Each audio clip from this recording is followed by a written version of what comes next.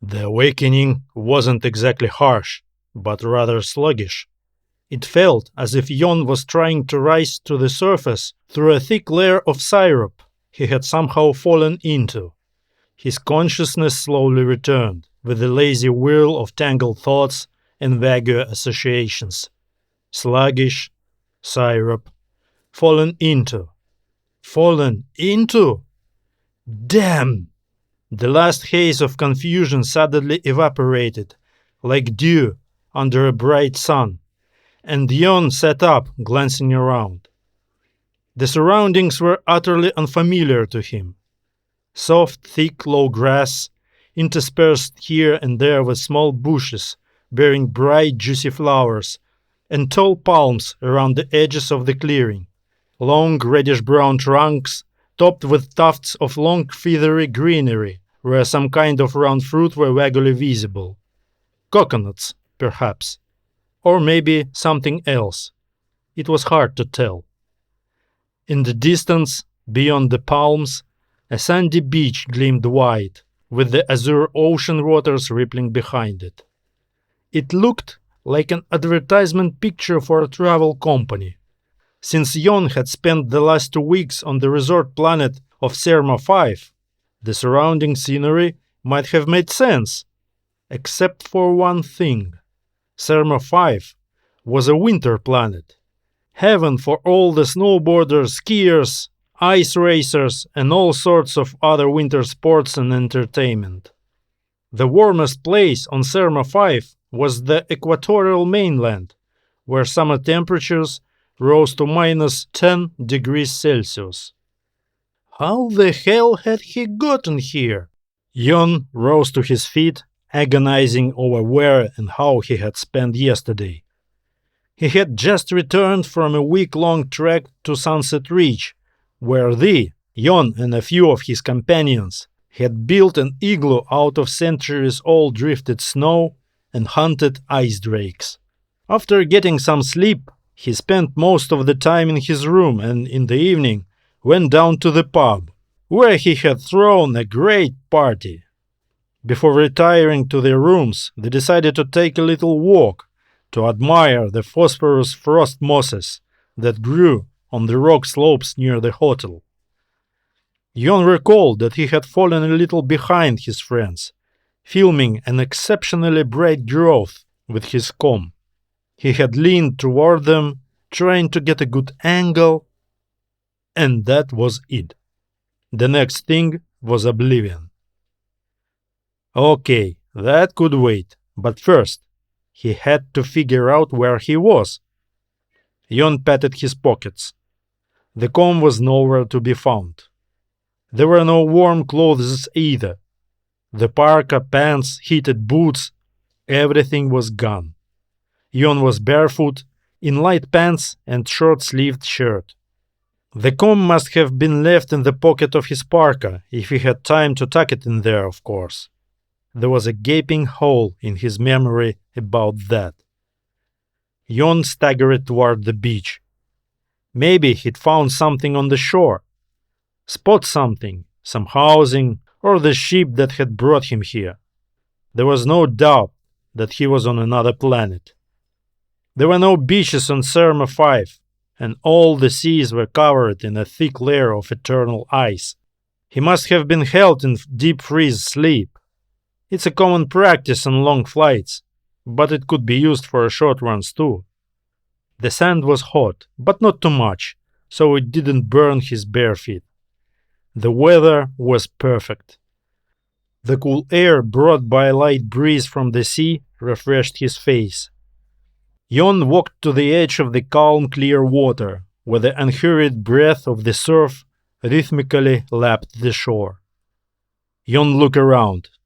To the left, the beach stretched as far as the eye could see, disappearing into the horizon's haze.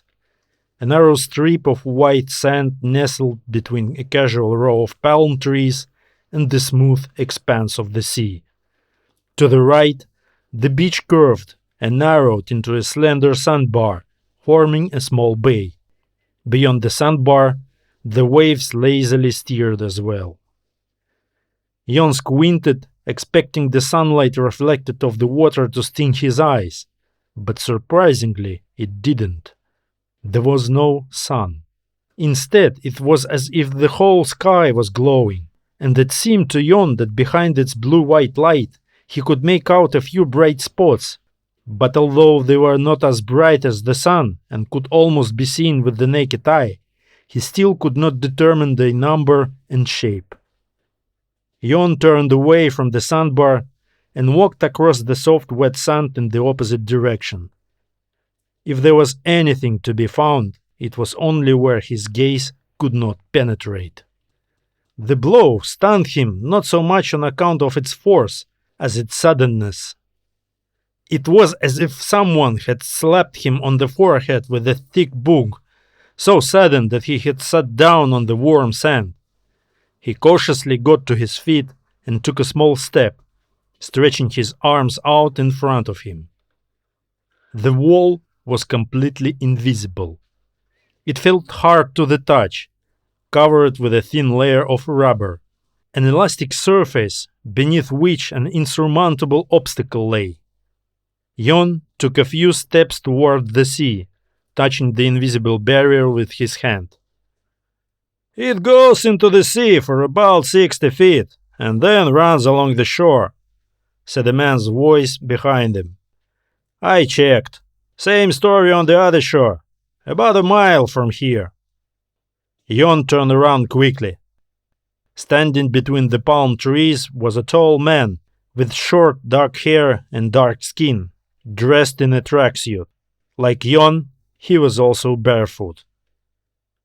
"Just arrived, huh?" the man asked, walking down the hillside to the beach. "I've been here for hours. Where you were fished from?" Jon shrugged in bewilderment. "Fished?" A man came toward him. He had a long stick in his hand, which he jabbed carelessly at an invisible wall. "Well, yeah, fished. You didn't move here on your own will, did you?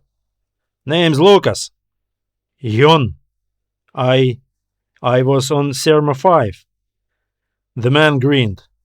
"Not a bad change of climate, huh?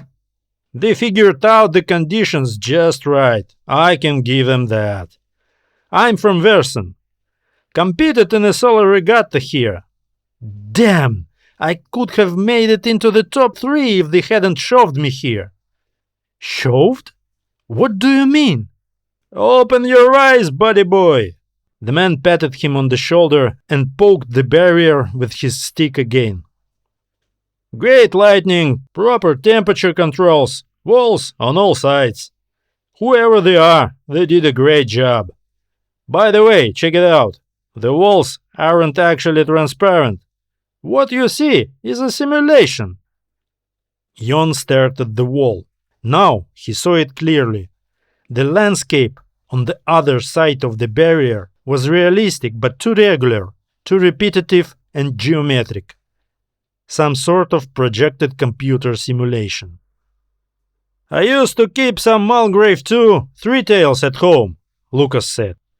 "Funny little critters, but too skittish. I had to paint the walls of their box so they wouldn't get spooked when people bent down to get a closer look at them." Jon was about to reply, but he was overtaken by a deafening, terrifying roar that came from the sandbar. Fountains of water rose and fell, and something huge moved toward the man. The beach beneath their feet shuddered rhythmically with heavy footsteps. Judging by the rhythm, there were more than 2 or even 4 legs. "I had 3 tails too!" Jon shouted, straining to block out the roar and rumble. "They were very cranky and wouldn't eat anything. I had to give them—" "Live food," Lucas finished for him, his lips pale with fear. A giant shadow fell over them, obscuring the glowing sky.